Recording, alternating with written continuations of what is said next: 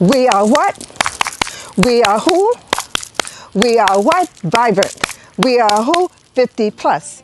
Hi, welcome to Gray Lives on the Rise. I am your host, Professor Jamila Franklin, and we are coming to you from Oyende Enterprises, being sponsored by Jamila Sense, which is our product line of aromatherapy products that helps heal the mind, body, and soul.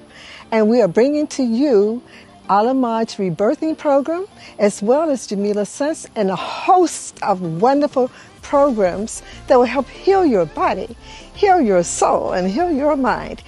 50 plus people, we are here to stay. Gray Lives on the Rise. We are what? We are who? We are vibrant, and we are here to stay. Join us for our wonderful episodes. Thank you, and continue to look for our episodes weekly, being brought to you again from Oyende Enterprises and Jamila Sense. See you soon.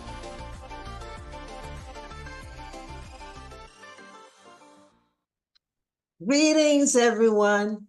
Hi, this is Professor Jamila Franklin, and this is Gray Lives on the Rise. And I'm with my beautiful, beautiful student, former student who's a Reiki master too, that I trained, who lives in Australia and is from Australia, but I'm gonna get more into that later on. Teresa Corso, she's a beautiful soul. I told her she reminds me of the reincarnation of Rumi.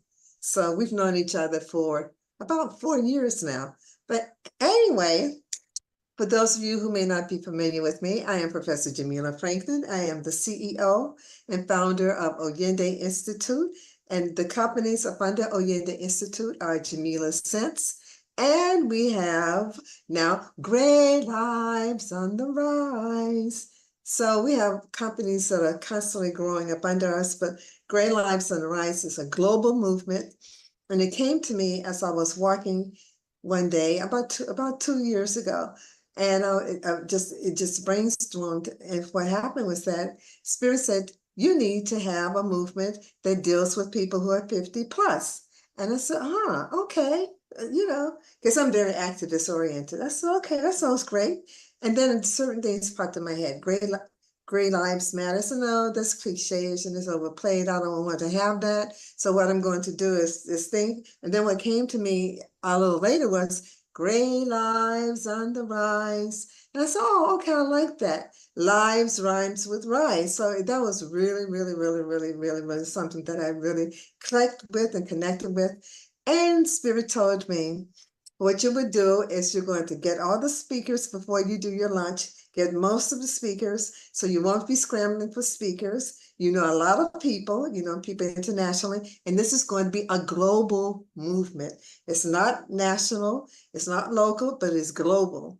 And in talking with people from around the world, I'm finding out that they have similar issues, because what's happened is when you hit 50 in this country, America is very ageist. Is very concerned and consumed with looking young. People here are getting Botox. They're doing a lot of things that are not natural to try to prevent from aging, which is a natural process. And that cannot be stopped. The only way that you don't age is if you are no longer here on the planet. So aging is beautiful. So I said, okay, Gray Lives. You can have gray hair, no hair, black hair, dyed hair, short hair, wigs, braids. It doesn't matter. It's a consciousness. And it's all going to invite into our little cubbyhole our beloved Teresa Corso from Australia. Teresa is one of my former students and mentees from Australia. I used to teach at the Barbara King School of Ministry at Hillside for 2 years, and she was one of my students. So I loved her energy. I just said, oh my God, she reminds me of Rumi. She's just so easygoing and an embodiment of light and love. I mean, this is who she is. Whenever people are around Teresa, they just gravitate towards her. She's just such a beautiful soul. She's an earth angel. She's an earth angel. So let me give you some more information about her. Our talk tonight is going to be, this is who she is. Love is my lineage. Gratitude is my religion. How poetic is that? So poetic. Okay. Teresa Corso is a wellness whisperer and director, focusing on holistic health practices and modalities that work with the whole person, mind, body, and spirit. With a background in accounting and business analytics, the desire to understand the language of the body led Teresa to explore a range of services that moved her away from the corporate world into the health and well-being sector. She is also an author, speaker, co-host of the Thread Wellbeing podcast, and is the founder of Soulitude Massage and Wellness in Melbourne, Australia.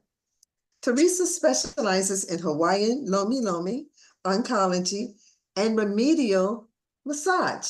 She is also a Reiki master, one of my students, and pure bioenergist, and of Life Doula, Wayapa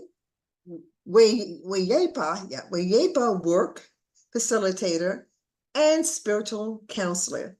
Teresa is passionate about living with purpose, and after studying the Transformational Living program at the Barbara King School of Ministry, where I met Teresa, Teresa decided to complete her studies in the ministry and was ordained as a New Thought Minister of the Barbara King School of Ministry in 2021 in Atlanta, Georgia. She is now the spiritual director of HU Australia, offering a weekly meditation and prayer call that includes participants from around the globe. Discussing spirituality and respecting one's individual path, the call is engaging, inspirational, and soul-nourishing. Teresa's passion for life comes from the deep understanding that every day is a sacred gift, a truth that Teresa knows from personal lived experiences. Her healing studio offers healing modalities and programs to support one's quest for spiritual, emotional, and physical well-being. Teresa understands the sacredness of the pause and enjoys taking her clients on a journey physically, emotionally, and spiritually. Welcome, my beloved Teresa. It is such a pleasure and joy to have you, my love.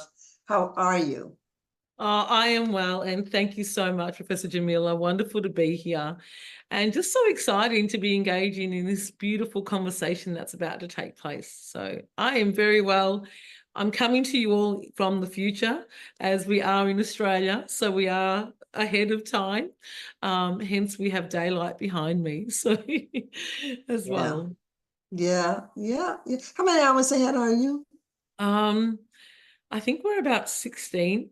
Well, yeah, I look at it differently, but I think about 16. Depends where we are in the US and in Australia, but on average, it's about 16 hours ahead.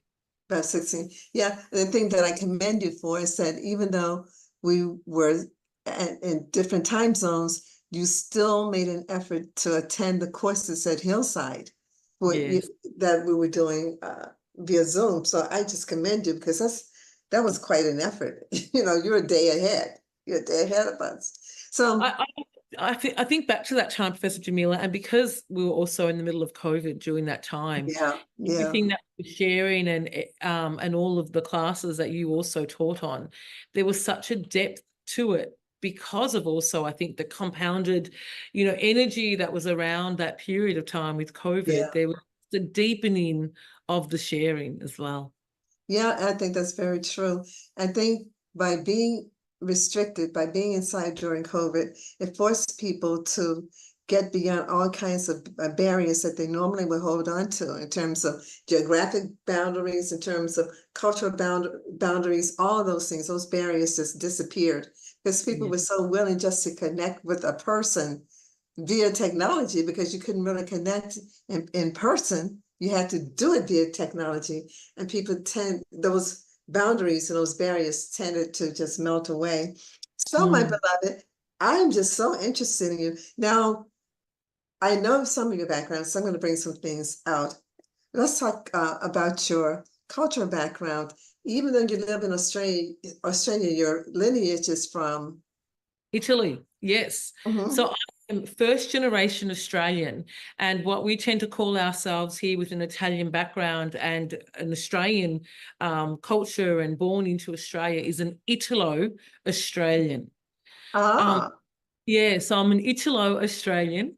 And the beautiful thing about that is that I have had the privilege of being born here on this beautiful sacred land in Australia, and have been able to connect to the nature, but also not lose the values of my own lineage and my own Italian line.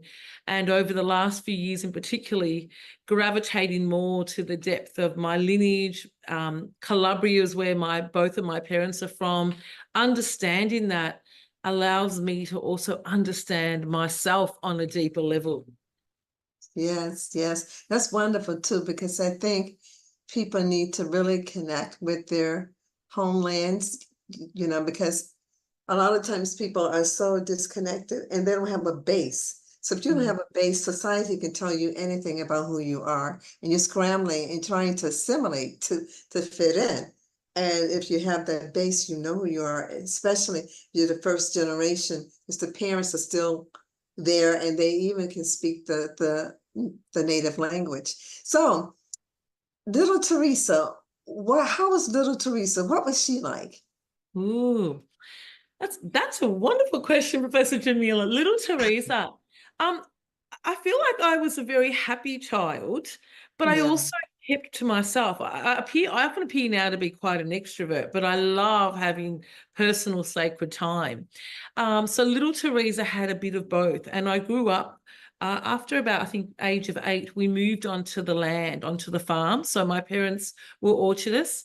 So I grew up on an orchard, observing nature, understanding the highs and lows of the weather patterns and how that impacted our farming environment.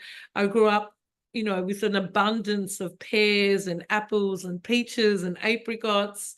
I had walking tracks that I would walk to often give my dad some water, you know, if he was out and picking all day, if he was out on the farm. And I didn't realize it then. It took me a long time, only in the last sort of 15 years, that I really understood what a treasure that was. To be able to listen to the elements and hear the birds and feel the elements on my skin. So little Teresa was a happy Teresa around a lot of cultural days. A lot of our celebrations were around cultural events under the Catholic system, but like we celebrated feast days. So everything had a family connection to it. That's really good. That's really, and you had an extended family because your parents were there, you were still connected. Because what happens a lot here, I know in America, is that people tend to have these nuclear families and they don't have the grandparents and the great grandparents connected to them. So the children don't have a sense of lineage. That's why I really loved your title of history, because the parents are not in the home. And so they don't see that bridge.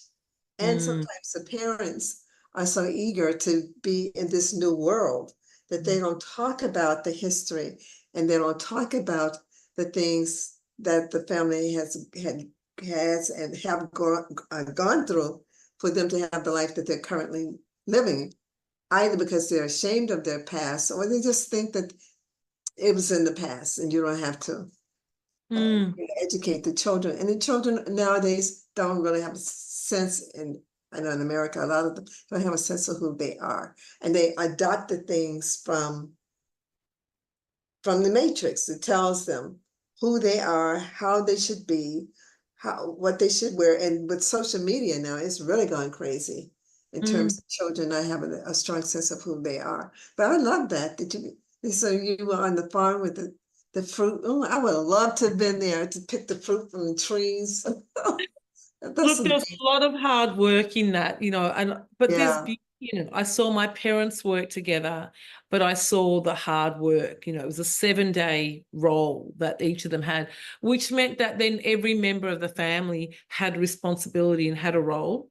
But also with what you just shared, the truth to that is that we also go out and often we know who we are and we know the lineage that we come from, but we still want to know more. And I know with me, I went out and explored more, wanting to at some point, you know, not disassociate myself from my lineage, but just look for something that was different.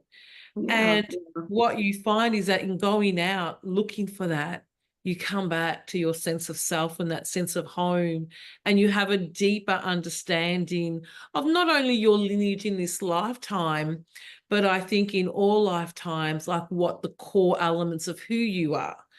And I think that's important, you know, to understand where we're from, but not disregard the other cultures that are out there, and then look for what you find is that there's more similarities than there are differences. And that's the beautiful thing. Yeah, I love that. The human thread, there's so many things that connect us versus the things that separate us. I really love that. And I know some of the things that you've done, you're just so amazing. So you were in the corporate world, the business world. What led you to it and what led you away from it? Yes, great question.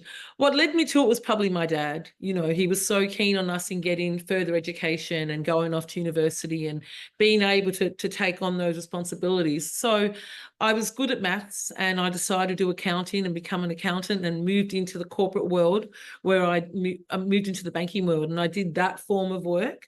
But it didn't nourish my soul. I was so concerned about how people were feeling. I was concerned about how my colleagues were feeling. And I just knew on a deeper level, I needed a different connection. And I had my children. I was blessed to have two beautiful children, and I wanted to be a hands-on mum. And the corporate life at that time didn't have those opportunities to work from home. And I wanted to be present in my children's education, in attending their school events. And I had to really make a decision whether staying in the corporate world would give me that, or whether I step out. And for me, I was very interested in, like, how does our body communicate to us? Like, why do I have a sore shoulder, or why have I got a toothache? Like, I wanted to know what the metaphysical meaning to that was. And hence I studied massage and moved into that so that I could work around my children, but start to also use the idea of wandering into my spiritual understanding to do other work. And that allowed me to investigate further, but then see it hands-on. I just felt it nourished all the things that I had on those. It was the inner quest that I went on in an outward way. Yeah, but you know, you're just a natural empath. Whenever someone comes around you, they can just feel the loving and compassionate energy. So even though you were in corporate America, your soul was saying, we're doing this just to show you the juxtaposition. We're doing this to show you that if you ever had it in doubt, because our parents always want the best for us. My mom thought I was going to be a nurse. You know, I said, I don't like the sight of blood. So she said, what? I paid for that. She said, but am I a nurse? No, I'm not a nurse. So they have these visions that they think are going to be really sustaining financially for us, and they want the best. So for you, your dad wanted the best for you, because going into banking, going into those areas, you know, that's a secure job. It means that you would never go hungry, even though, you know, you're married to your wonderful husband. You would never go lacking financially, but your soul was seeking something different. And so you went into massage, which was just a natural fit. It just makes so much sense for you. Then you were asking the questions, like you said, what people are getting these illnesses, but what's the connection between their thought processes and their bodies? There's a disconnect. That's the reason these diseases are manifesting in their bodies. So what led you specifically to massage, though? I think for me, it was something that was tangible. Like, it was something that I could study, and then I could set up my own practice in. And I always, actually, my mum had some back issues. So I grew up seeing my mum constantly seek out massage therapy. So it was a very natural thing to be able to want to assist through touch. And at that point, a friend had spoken to me about Hawaiian LomiLomi, and I'm like, what is Hawaiian LomiLomi? And they explained, and it was a colleague that I worked with in the bank who said to me, oh, you'd be great at Hawaiian LomiLomi. And I'm like, Hawaiian LomiLomi, whatever actually is that? And then as they explained it, I thought, oh, that's me. Because Hawaiian LomiLomi touched on all, it wasn't just a physical practice. You are touching on, it's a spiritual practice. And you give such reverence for the body, and you pray before you even touch the body. And for me, it was just a beautiful practice. And as I read about it, I looked out, I seeked to teach, and there was a teacher here in Australia, in Melbourne, that I did my first ever course with. And then as a consequence, did some further studies. But it was just that beautiful reverence of being able to see the person, but see them healed and see them beyond what they were presenting. And it's an opportunity then to understand that healing takes form in many ways, but when we have something in our body that is not in harmony with our truth, it manifests itself into pain of some sort. So when we undo that and we can look at how that's done, so that's a whole combination of how I work. It is not solely what Hawaiian LomiLomi is. Lomi means to massage, and to massage well, or more massage, LomiLomi. It is not my core business. It's a combination of what I do, but that was how I went into LomiLomi. It was just, it's a sacred practice. And for me, it became a practice that I really felt connected to spirit. I felt in that moment when I was working with my client that I was just in alignment and the vehicle for spirit to come in and do the work. Wow. So I know that you have expanded beyond that, because I know you've done some work with this beautiful mentor of yours in Hawaii, and you've also done it's escaping my mind now, the practice God Ho'oponopono, yeah. Ho'oponopono, yes. Yes, which is a powerful modality. I've taught that. I've taught that with my students, and it's just like, it's purging all the unforgiveness from your body. It's telling you just to let it go. So let's talk about that. How did you get into your mentor who lives in Hawaii? How did you that Teresa's life is so amazing? From Australia to Hawaii, what happened? How did that happen? I love that you say my life is amazing. I think it is. I'm always fascinated by what you do, Teresa. You know that. I told you that. So I'm always fascinated. No, it's the inner quest to know more. I was the first time I was actually introduced to Ho'oponopono was in 2010. I had completed some massage training here, and then there was a speaker who was coming from Hawaii to Australia. And I don't think you've met this particular one, Jamila. You've met Kumi Brenda. Yes. Kumi Brenda. So I've done further stays with Kumi Brenda. But the first person that ever introduced me to Ho'oponopono was actually Kumi Lawrence from Molokai. Kumi Lawrence came to Australia in March of 2010, and he spoke. And the moment he spoke, I remember thinking, oh, there's such a familiarity with the way he spoke. And it might have been his directness. And it just felt familiar. It felt like family familiar. And there was a way in which he shared, and then Jim and my children got to meet him, and he first spoke about Ho'oponopono. And Ho'oponopono was about the forgiveness.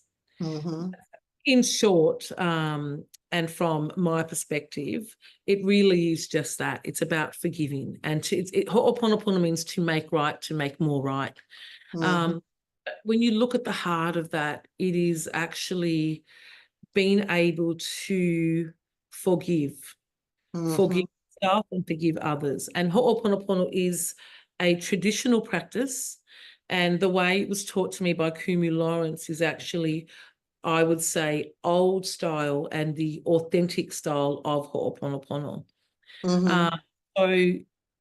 And without going more into that, you know, I think that's a beautiful thing that we can respect and speak to each of the kumus about how they share that. But really, in Hawaiian healing, traditionally, a therapist would not just massage. Before they would even massage, there would be reverence given, there'd be prayer work. There would be a la'au, lapa'au, so someone who would connect with the plant world, connect with plant medicine, speak to the plants to then and understand what would be treated with that particular person. And ho'oponopono would also take place. And that would look, okay, where is there been a disharmony? Where is there been a conflict? And that conflict can be within yourself, within your relations, within your environment. And it would be to make that right first for then healing to occur. And, you know, without wanting to overshare on that, because there is protocol, and I would like to respect my teachers in that as well, without sharing a lot on that. But it is a sacred practice. And yes, there's many new teachings now that talk about it, and I also respect the new teachings.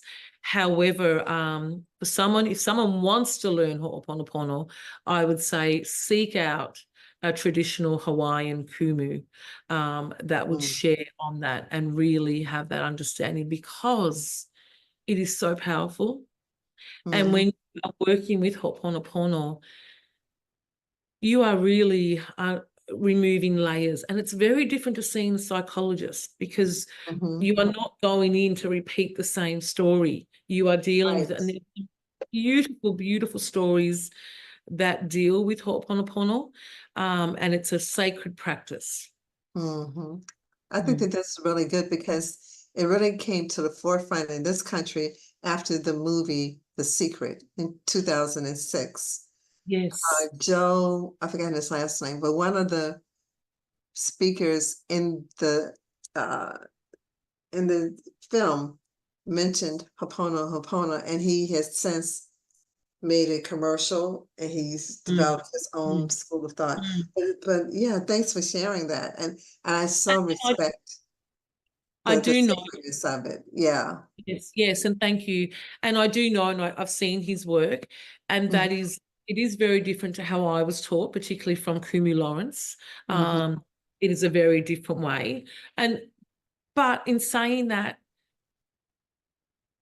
it's important to know a lineage, and it's important to know a truth and the source. And there's a quote that often Hawaiian kumus would use, and it'd be like, look to the source. And I think that's really in whatever we do. And for some people, they like to then look at that and put their own spin on it, which I believe is what. But when you look to the source and you see a truth, you understand there's another way, or there is the way. And then you see how you can combine it into your world. But the same thing with Reiki. There's the original way in which it's done, and then people have done offshoots of it. But I think Ho'oponopono is really powerful. Like I said, I've taught the Western version of it. I know, and it's been amazing. So I want to get more also into talking about what being a pure bioenergist is. And you're an end-of-life doula. Yes. And you do so many things. And Wayapa. Wayapa, is that how you pronounce it? Wayapa Wuurrk facilitator. I haven't done Wayapa Wuurrk for a little while. However, it was beautiful training I did in that. Now, that was a beautiful practice created here in Australia by a wonderful gentleman and a beautiful woman. And with that practice, Wayapa Wuurrk, I call it Australia's form of an Indigenous yoga. And it's pain reverence, but it speaks to everyone on all elements, and it's pain reverence to the elements, to the sun, to the moon, we use animals, we use land as nature, and every element that we bring in, first starting with Creator, is a really beautiful way of storytelling, but feeling it in the body and being able then to move with the energy of that element and move with that energy and have the expression. And it's so powerful, but it allows us to really connect into nature. It allows us to become aware of where we stand on the lands that we stand on, who our ancestors are here on this land, who they were, and who we are as custodians of the land. It's a beautiful practice for grounding and a beautiful practice that allows all bodies to be able to move in at their level.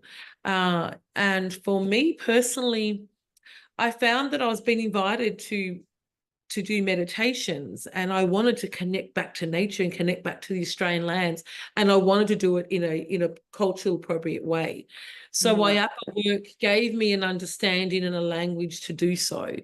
And from there, that's where I really started to feel comfortable with also then sharing that work as well. And quantum bioenergetics, pure bioenergetics, what is that work? So that work is beautiful. My chiropractor, who I was working with at the time, when I was working with the chiropractic clinic, told me about this wonderful modality, and it's energy work. So it is in the same form that Reiki works. We are working in a similar way. However, there are protocols for every condition. And so we look at clearing the energy body first. We look at sort of opening up the energy body, and then we go in and there are protocols. So there's a protocol for a backache, there's a protocol for tumors, and it's all with just focused energy and handwork. And really, so it is it's energy work. Once you understand the protocols of that energy work, then you're able to work on all the elements. And I've always worked with that in how I treat my patients. This just then gave me a deeper understanding for really focused care. So we were then having Dr. Frank Jowett and myself, we were then holding these wonderful sessions in the chiropractic clinic where people would just come in and they were coming solely in for energy work. So that is a beautiful modality. I really, really enjoy bioenergetics. I think that's amazing. And so I'm just amazed. Yeah. I get lost words with all these wonderful modalities that you've learned and that you incorporated within your practice, and how you have such an integrative kind of perspective. End of life doula. How is that part of this toolbox that you've created? Yeah.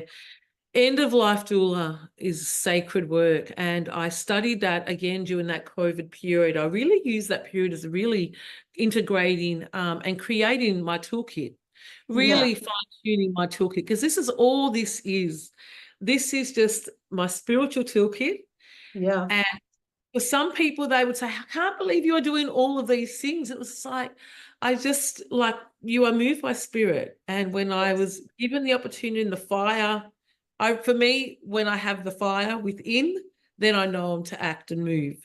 And this is one of those things. And for end of life doula is sacred work, and it's being able to sit with someone from the moment they may have a diagnosis to then end of life. And it's been able to also look at legally, what do they need?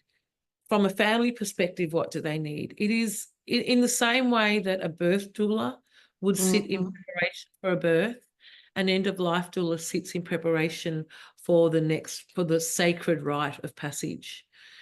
And for me, it was an automatic thing to move into this, because as a massage therapist, and in the way that I've been able to incorporate all of my different roles of massage therapy, not just Hawaiian LomiLomi, but remedial and oncology, and then my own sacred work, and now tapping even into some of the Italian way of doing that as well.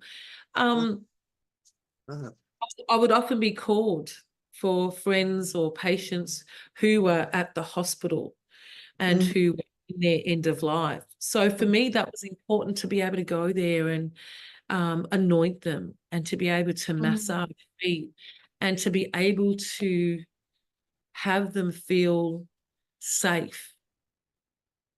That's it, transitioning to have someone there who is creating like the passage for them, to let them know that it's all, that you really don't die. You know, people in the West talk about that.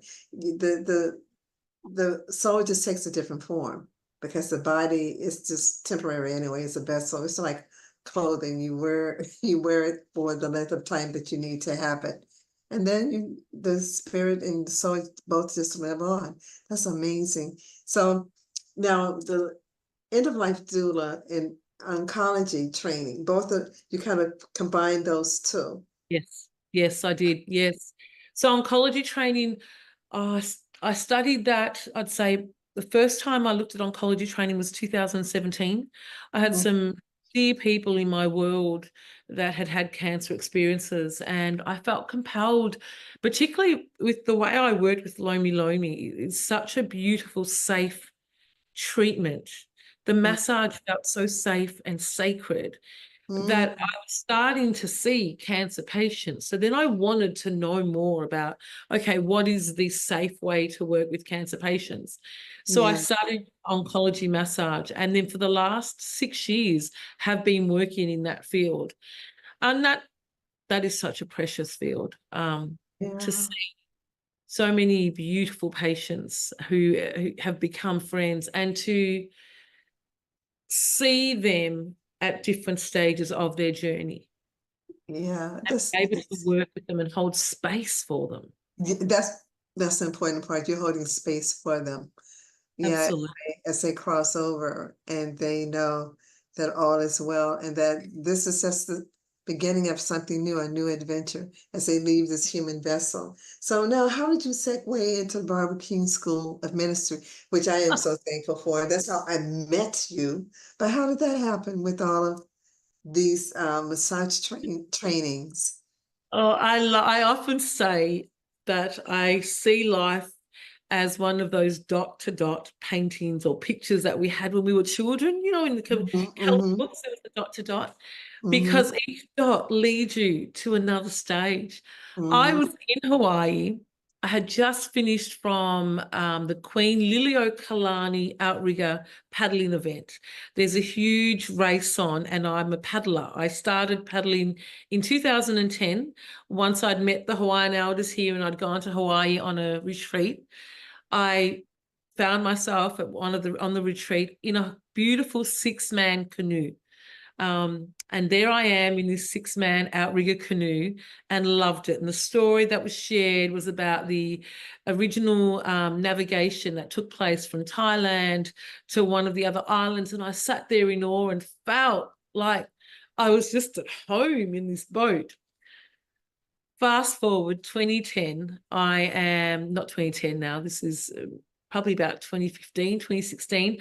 I am participating in an outrigger race on Big Island in Hawaii. And I've completed that, and I travel to Oahu to connect with Kumi Brenda.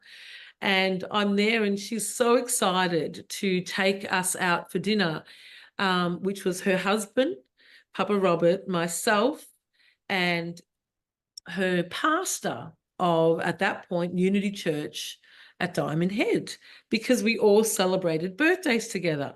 Her pastor was, at the time, Jack Bomar, who's now Bishop Jack. So we're in that, and we were having this beautiful connection, discussion over dinner, and understanding some of the works that Unity is and does. And a few years later, Bishop Jack said, would you like to be study at the Bishop Barbara King School of because I was so interested in some of the things that he was sharing. I loved his knowledge of crystals, and I started studying at the Bishop Barbara King School of Ministry, and there I was. So I just thought I was going to do some extra studies from a transformational living perspective. I thought, oh yeah, I'll just, the inquisitive mind wanted to know more. And, I started with one course and then another, and then did a few more, and then COVID hit and I did a lot more. And then here I am now, an ordained minister. So Yes. yeah, it was a pivot in some ways, but I'm so blessed because all of a sudden I'm there and I'm finding these beautiful, like-minded, students and friends, and we all have these interests and able to have a dialogue and a conversation that isn't often the norm in other circumstances. And there are beautiful conversations taking place. So that's how that took over. I would say it first probably started from a dinner on Oahu with Kumi Brenda and Papa Robert and Bishop Jack. And the ancestors coordinated all of that. It seemed like a happenstance, but it wasn't. When we're in the flow and you look back and say, wow, that flows so easily. If it flows easily, it means that the creator and the ancestors are orchestrating it. When you have those little jumps in the road and potholes or whatever, it means that you're trying to make something happen. But as it naturally flows, it just flows. And I'm so very, very blessed and so very thankful that you did decide to go to Barbara King School, because that's how our paths have crossed, and we have been in constant communication since then. You took my Reiki courses, became a Reiki master. You met some other people, and you and Reverend Casey are long life friends, and Elizabeth Woodard. It's just been wonderful, wonderful. So you were my inspiration behind all of my writing as well, Professor Jamila, because I did my first ever writing with you, and you don't know this, and this is something so important for our listeners to also connect to. We can often hold on to what we've been told as children. And as children, I got told from a very young age I was not a good writer. And I was doing my year 12 exam, and my English teacher at the time said, Teresa, you need to face it. Some have got it and some haven't, and you haven't. Wow. I had to walk into an exam with that comment. And all of my, not many people know this, so this is now out for the public knowledge, but even when I worked in corporate and I would have to do business cases, I would sit there and freeze. Now, this is like in my mid-20s now, and I still have that voice from that 17-year-old self. You're not good enough. You're going to fail at this. And it took me a long time. And when I finally opened Soulitude and prepared my menu and started to have that freedom of expression in how I was going to create my treatments, I was able to start to chip away at that inner voice, at that inner critic and the external critics. And then you come along and I'm writing for you, and you are loving my writing because I was expressing from my soul, and I was able to express in a way that had me feel like I'm speaking my truth, and I didn't have to worry about the grammar. And we corrected whatever needed to be corrected. But I fully credit you for the books that have then come from there and the courage that I had to step into that as well. Oh, you're so kind. So your writing to me, it was just so poetic. I used to always say, you remind me of Rumi. Oh my God, you're a poet. It was just fluid. It was heart-centered. It was passionate. It was loving. And it came from a different space. It came from a universal place and space of love and compassion for humanity. And I always thought that you were a great writer. And I am an English professor too. I'm a stickler for writing. I am. I tell people, don't get caught up with any red that I might put on that paper, because I do that with me all the time. I'm like, no. And I'm very honest and truthful. So I thought your writing, remember, I've always said that. I said, this is just poetic. It's beautiful. And so I saw in you what was always there. But sometimes if we don't conform to traditional ways in which people think that we should write or look or whatever, then they tell us things that are not very encouraging. And then someone like me, who's I'm a nonconformist. I'm not a traditionalist by any stretch of the imagination. I look at things and I can see what was always there. And you were always there. Ruby was always, and I said, oh my God, is she the reincarnation of Ruby? Oh my God, this is so poetic. But I'm so glad. I used to write poetry as a child. So when you asked me about a child, I forgot that memory, but I used to write a lot of poetry as a child.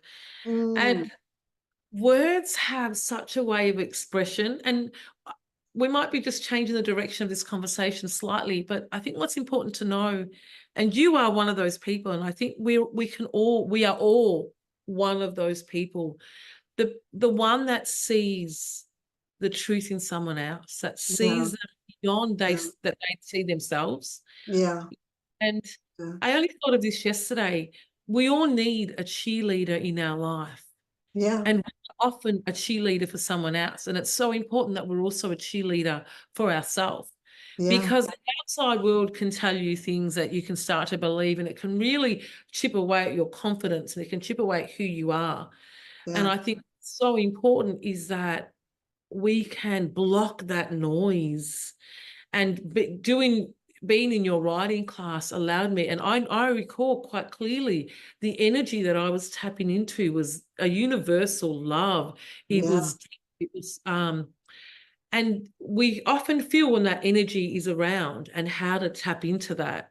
And there's a real gift in that. So I would encourage everyone to find a cheerleader that only wishes the absolute best for you, that has no other agenda. And when you've got that person in your square, in your circle, then you are completely blessed. And if you don't, then you become that cheerleader for yourself. And that is probably really the key, is allow them to influence you, but then you be your own cheerleader.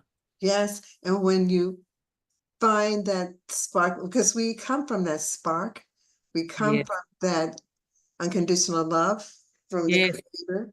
And when we find someone who also connects with that and stokes the fire to make it a full flame, then, and that person may not be in your life forever, because people in your life for a reason, a season, or a lifetime.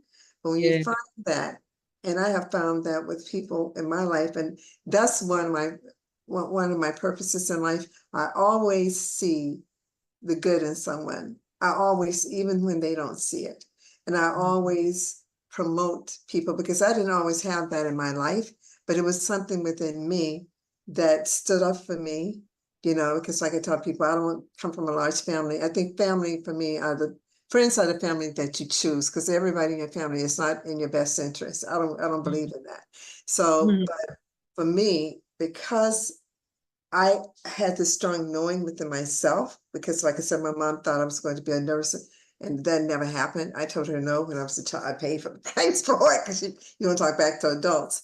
But I always came here with a strong knowing, and I was always cheering for people, that other people, even now with animals, that other people would neglect and not see the beauty in them.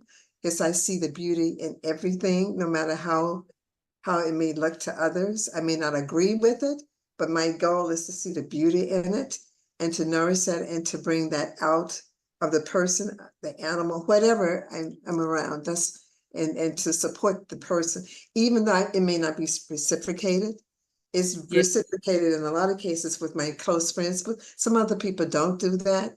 They think you have an agenda, and they think that you're being fake, and I'm not fake. I'm 100% direct. I'm not fake at all. But that's not their understanding, their orientation. So when you come from this place of genuine love, of expressing it through hugs and all of that, it's genuine. And I've always worked on not having that stifle, even though this world doesn't understand it. This world thinks that you have an agenda, and that, and it doesn't feel comfortable with it, but that's okay. So when I see gifts like you, I saw the gym, and I said, oh, of course, I think that you are wonderful and beautiful inside and outside. It just radiates through you. And I said, oh, Teresa has to be on my podcast. So even though it's we're bringing it to a close, to people who are 50 plus, everyone can connect to this universal message of love. It's love. That's where we came from. We came from unconditional love from spirit. And I think people are so constricted and restrained about how they interact with each other. They're stifled.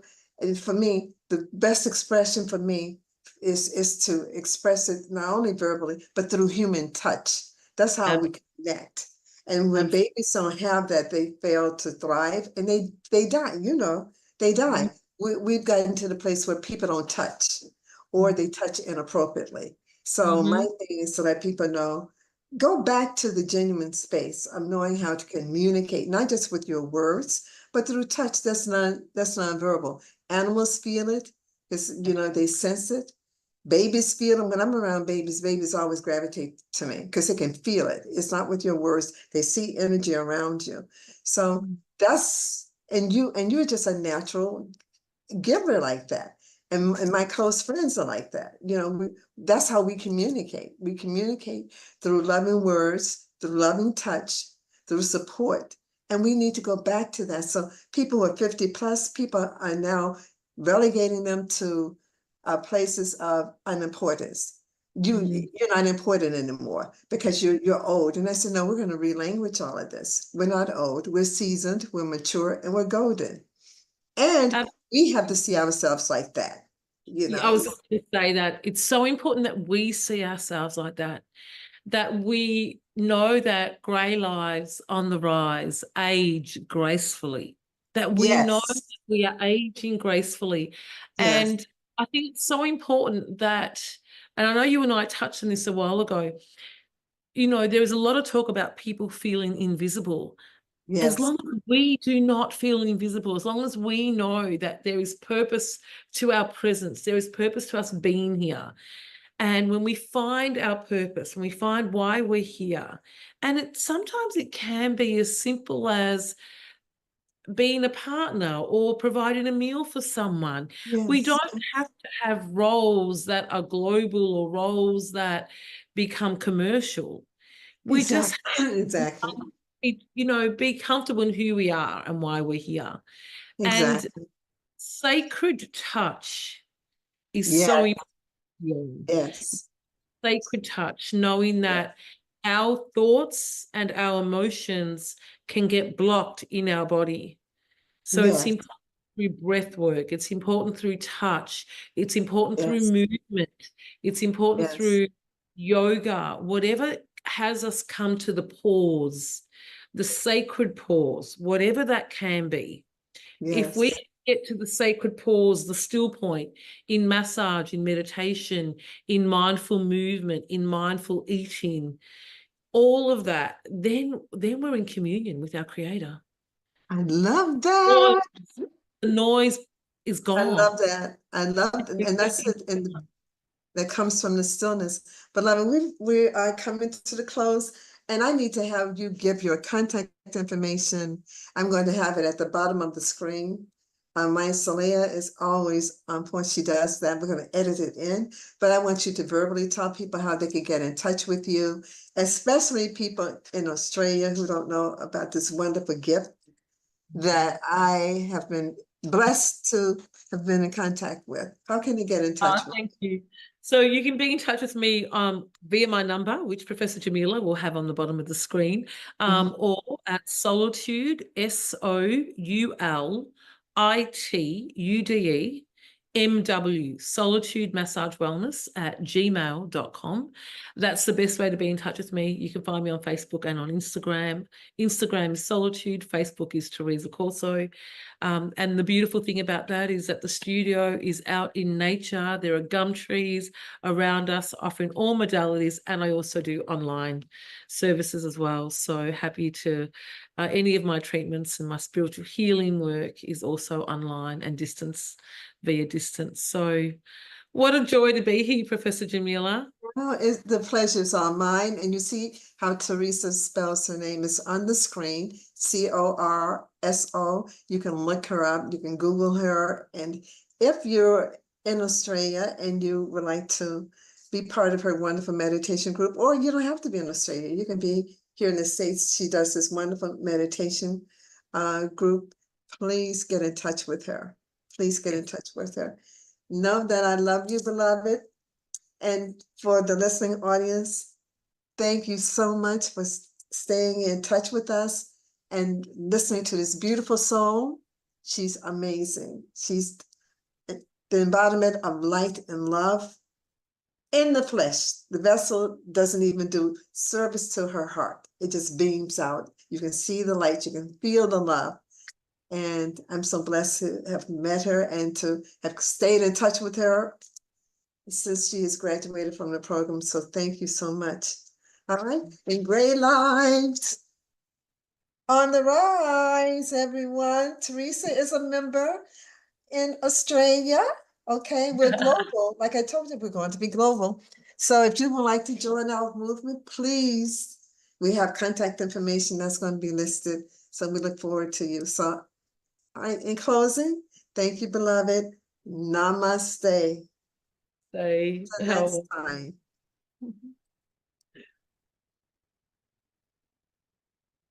Thank you so much for joining us for this episode of Gray Lives on the Rise, being brought to you by Jamila Scents, which is the product line of Oyende Enterprises. Jamila Scents is a 100% natural aromatherapy line that heals the mind, body, and soul. This episode of Gray Lives on the Rise was intended to uplift you, to inspire you, and to motivate you. Please tell all of your friends, family members, and anyone you know who's 50 plus, who's living a vibrant life and interested in doing more and enjoying life even to its fullest. So thank you, and please subscribe, like, and comment on this video and all our videos. Thank you, and until next time, until our next podcast, namaste and be well.